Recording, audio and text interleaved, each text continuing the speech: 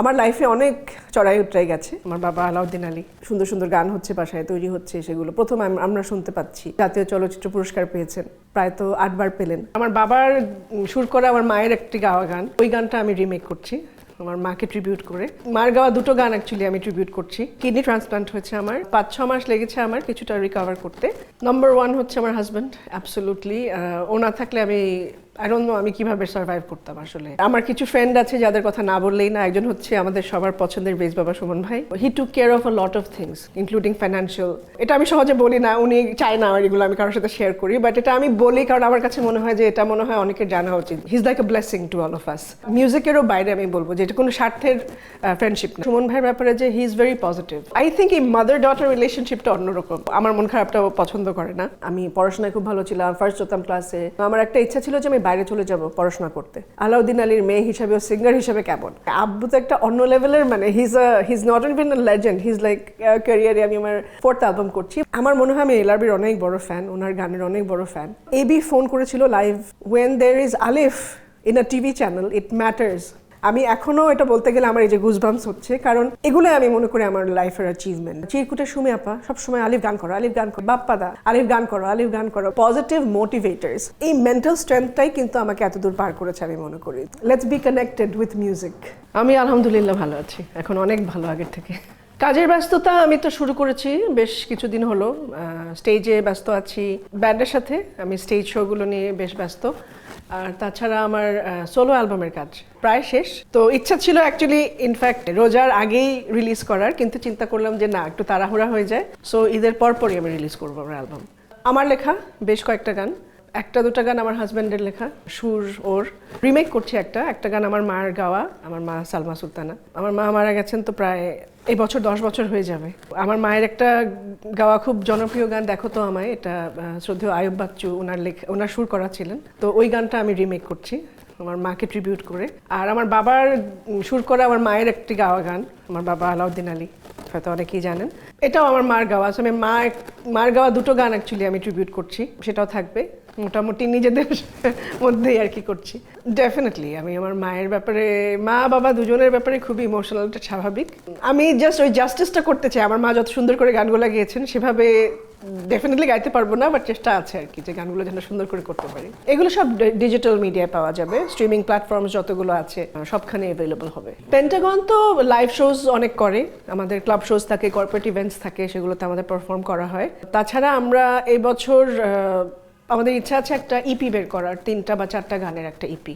আমার ট্রান্সপ্লান্ট হয়েছে, kidney transplant হয়েছে আমার 2023-তে। আলহামদুলিল্লাহ 3 বছর হয়েছে ফেব্রুয়ারির 1 তারিখে।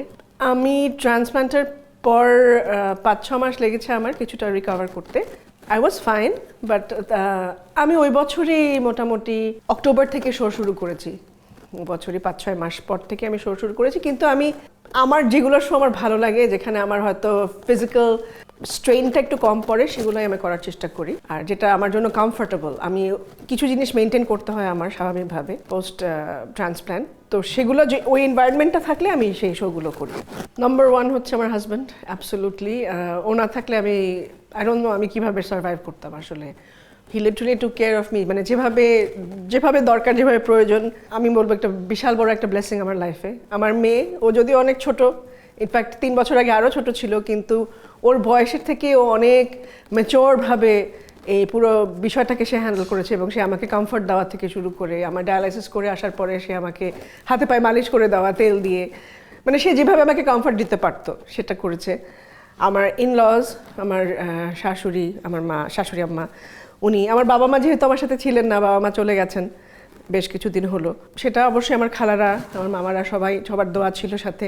আমার 2টা কাজিন, অবশ্যই বলতে হবে ইয়ানি এবং ফারশিদ, ওদের 2জনের কথা। ওরা পুরো ট্রান্সপ্লান্টের বিভিন্ন সময় আমার সাথে চেন্নাইতে অনেক লম্বা সময় ধরে ছিলেন ট্রিটমেন্টে। আমার কিছু ফ্রেন্ড আছে যাদের কথা না বললেই না। একজন হচ্ছে আমাদের সবার পছন্দের বেশ বাবা সুমন ভাই। উনি আমাকে বিভিন্নভাবে হেল্প করেছেন। উনি আমাকে কি বলবো, এনকারেজ করা থেকে শুরু করে যে এটা কোনো ব্যাপার না, ইউ উইল বি ফাইন। উনি আমাকে আমার পাশে যেভাবে ছিলেন, এটা আসলে বললে আমি আরও বেশি ইমোশনাল হয়ে যাব, সেভাবে বলছি না, বাট উনি আমার, যেহেতু আমার অনেক কমপ্লিকেশনস ছিল, আমার সার্জারি ওয়াজ প্রিটি এক্সপেন্সিভ, তো he took care of a lot of things including financial অনেক কিছু। সো এটা আমি সহজে বলি না, উনি চায় না এগুলো আমি কারোর সাথে শেয়ার করি, বাট এটা আমি বলি কারণ আমার কাছে মনে হয় যে এটা মনে হয় অনেকের জানা উচিত যে সুমন ভাই আসলে মানুষটা কত ভালো, কত হি is like a blessing to all of আস, আমরা যারা ওনার সাথে খুব ক্লোজলি মিশি। অ্যান্ড দেন অফকোর্স আমাদের 50 ফিটে সাকিব ভাই, উনিও ট্রান্সপ্লান্টের সময় উনি চেন্নাইতে আমাকে দেখতে গেছিলেন। তো আমি খুবই ব্লেসড আমি বলবো, আমার ফ্যামিলি, ফ্রেন্ডস, ইনলজ, তারা সবাই আমার সাথে ছিলেন। সুমন ভাইয়ের সাথে মানে সুমন ভাই তো বেশ একটা লম্বা সময় ধরে অসুস্থ ছিলেন, আলহামদুলিল্লাহ উনি এখন কিছুটা ভালো। তো যেটা হয় যে ওনার অনেকটা সময় ওনার যুদ্ধ বলবো আমি definitely, and he is a real fighter, যেটা আমরা জানি। তো ওনার অনেকটা সময় আমরা হয়তো ওনার পাশে ছিলাম, তেমন কিছুই করতে পারিনি, কিন্তু চেষ্টা করেছি অ্যাটলিস্ট ওনার পাশে যতটুকু থাকা যায়, ওনার সাথে একটু কথা বলে, একটু ওনার সাথে টাইম স্পেন্ড করে, মাঝে মাঝে টুকটাক রান্না করে, উনি আমার রান্না পছন্দ করেন, হয়তো উনি খেতেও পারতেন না, বা তারপরেও টুকটাক একটু রান্না করে নিয়ে গেলে উনি খুশি হতেন, এভাবে চেষ্টা করতাম। আর সুমন ভাই তো he has always been the big brother আমার জন্য, ফয়সালের জন্য, সাকিব ভাইয়ের জন্য, আমাদের জন্য একটা মানে আমাদের এই খুব ক্লোজলি নিট একটা ফ্রেন্ডশিপ আছে, আমাদের মধ্যে একটা খুব সুন্দর একটা সম্পর্ক আছে। এবং এটা মিউজিকেরও বাইরে আমি বলবো যে এটা কোনো স্বার্থের ফ্রেন্ডশিপ না, যে আচ্ছা ওর সাথে আমি মিউজিক করব বা ওর সাথে আমরা একদিন প্লে করতে হবে স্টেজে, সেই জন্য আমাদের সম্পর্ক। আমি বলবো যে এটা খুব সুন্দর একটা ফ্রেন্ডশিপ আমাদের। আমি জানি না সুমন ভাই শক্তিটা কোথা থেকে আসে, সুমন ভাই অসম্ভব ব্রেভ একজন মানুষ, অসম্ভব ব্রেভ একজন মানুষ।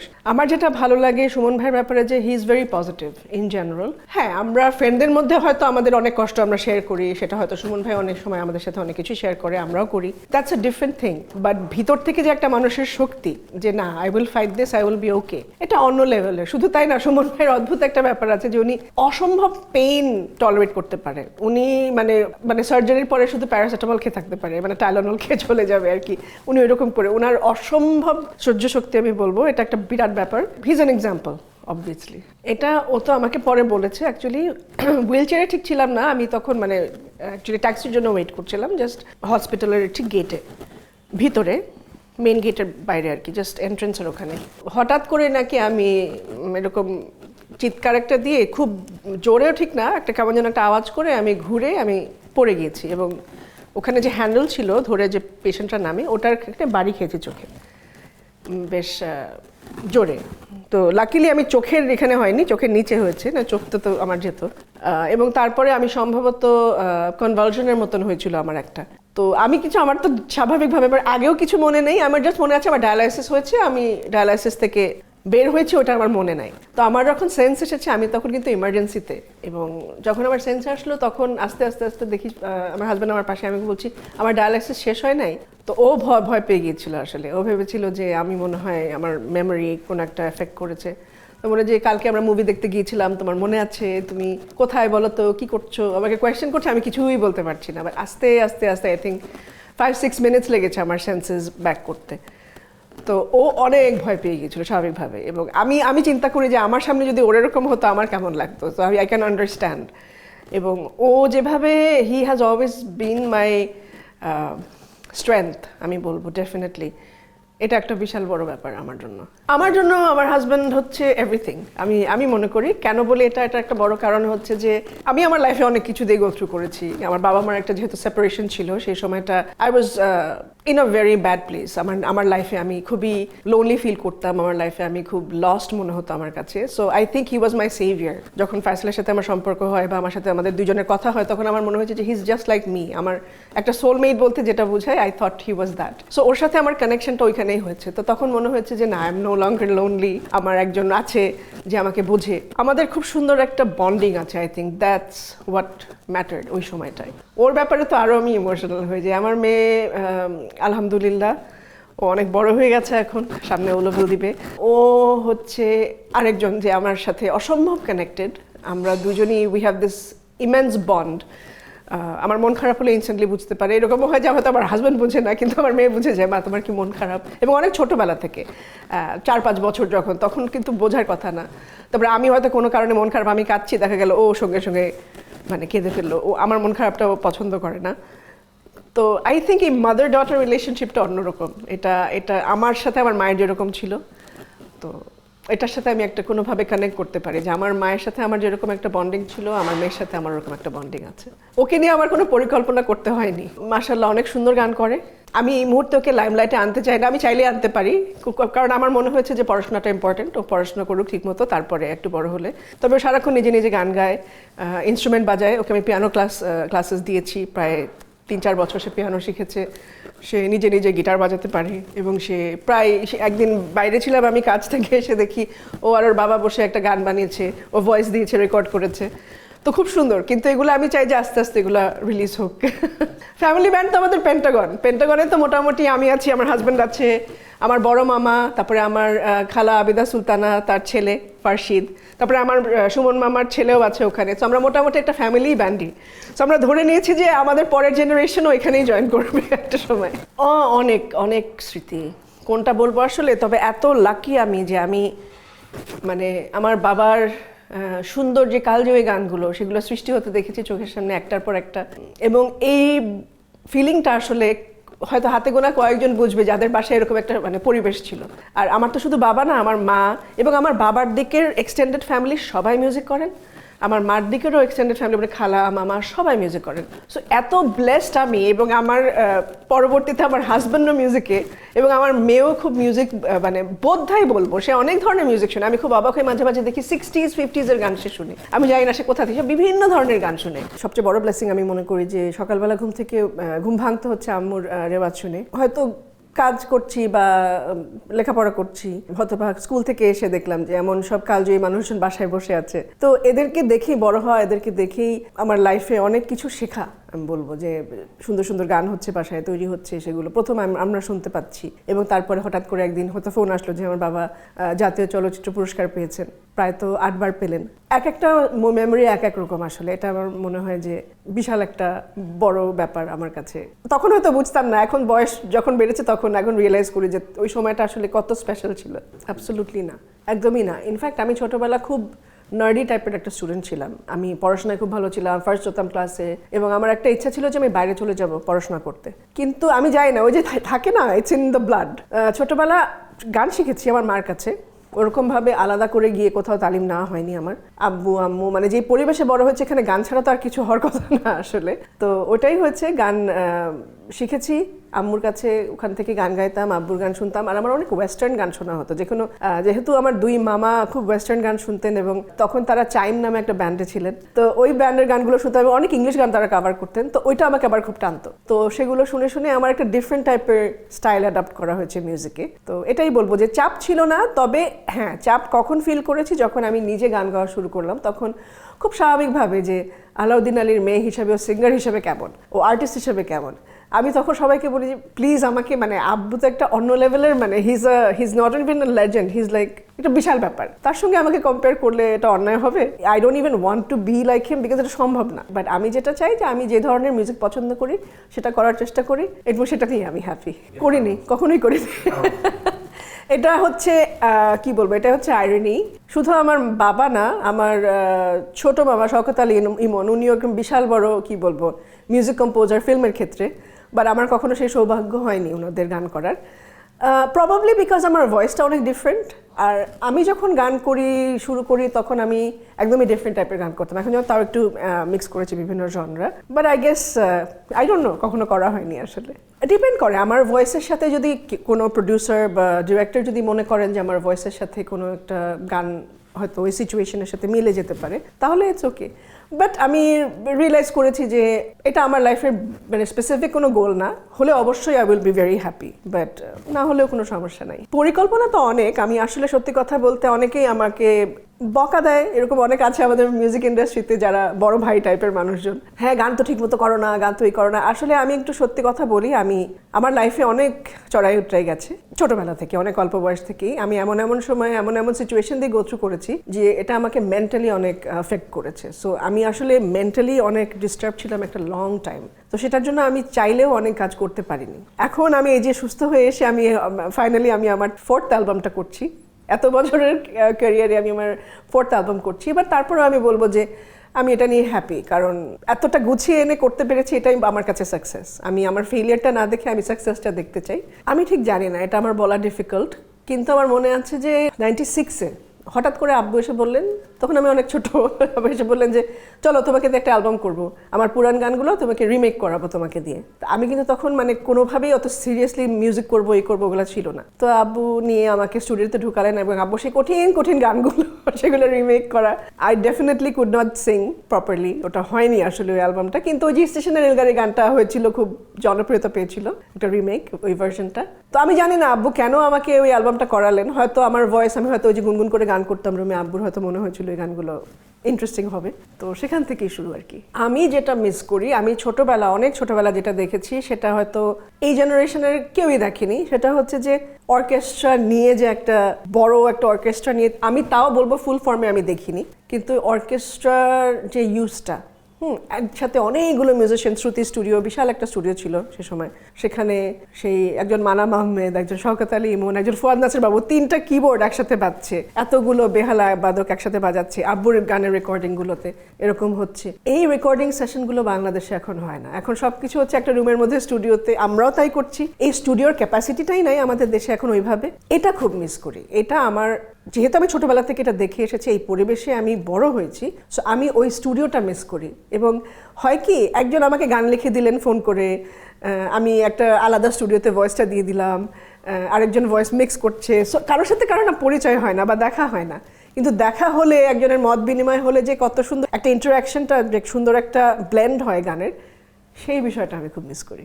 ওনার সাথে আমার যে কত স্মৃতি, আসলে আমার মনে হয় আমি এলআরবির অনেক বড় ফ্যান, ওনার গানের অনেক বড় ফ্যান।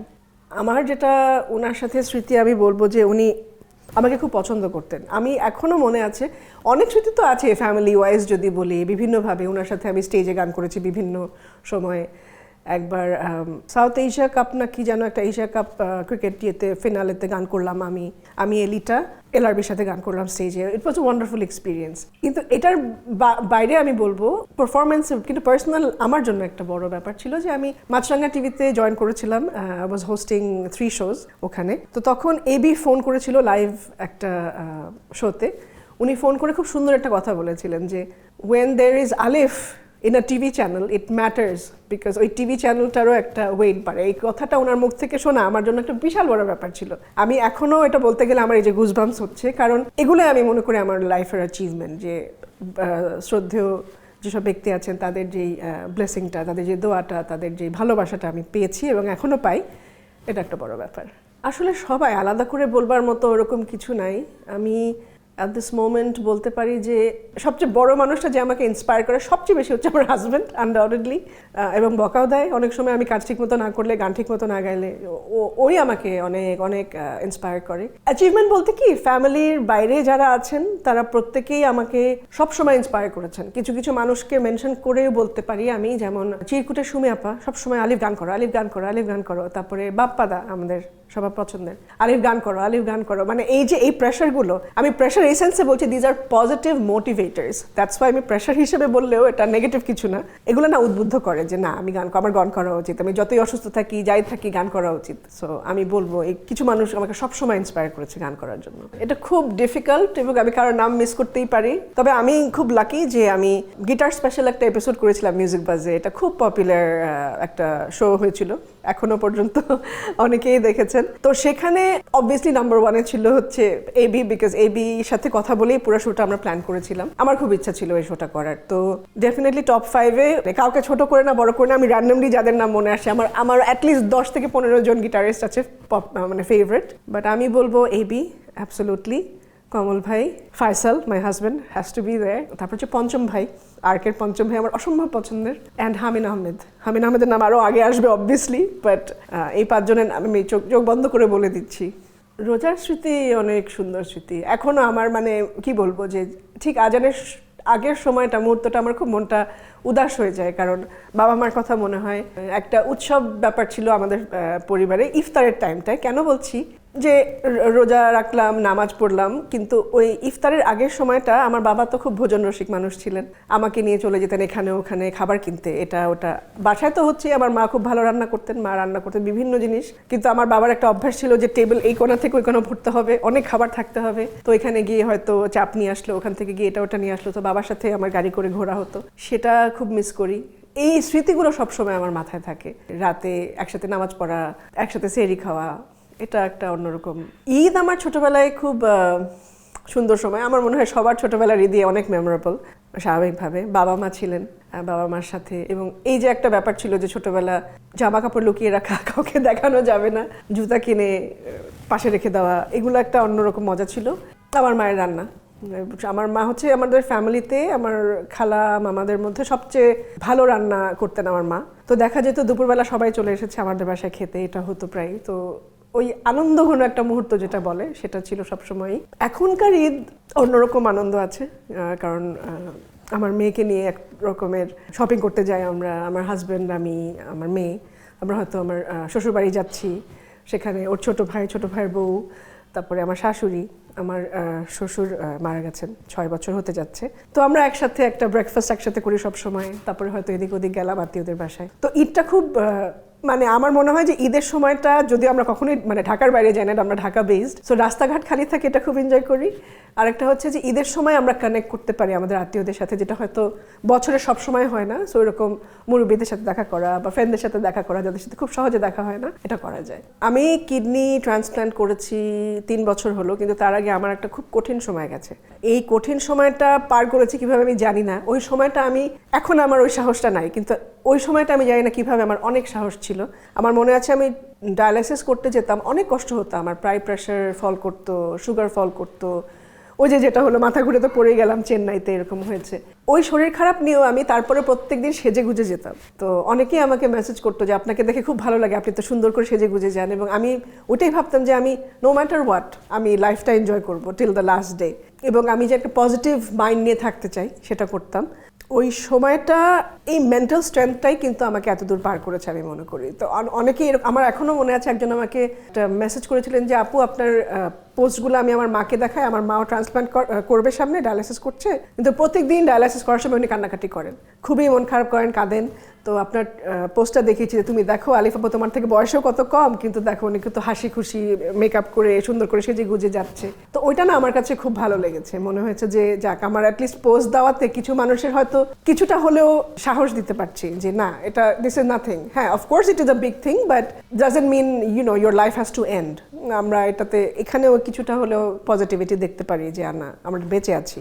ওটা থেকে আরেকটা ব্যাপার হচ্ছে যে আমি সবাইকে বলবো, শুধু কিডনি রিলেটেড তো বলবো না, এরকম যারা অনেক ধরনের অসুখ দিয়ে যাচ্ছেন বা এরকম কষ্ট, ইউর সাফারিং ফিজিক্যালি, তাদের উদ্দেশ্যে বলবো যে আগে মেন্টাল স্ট্রেংথটা খুব ইম্পর্টেন্ট। এই সময়টা মানসিকভাবে যতটুকু সম্ভব, আমি নিজেও যে খুব ভালো অবস্থায় ছিলাম, খুব স্ট্রং ছিলাম তা না, যতটুকু সম্ভব পজিটিভ থাকলে আমরা আশা করতে পারি যে ইট উইল হিল।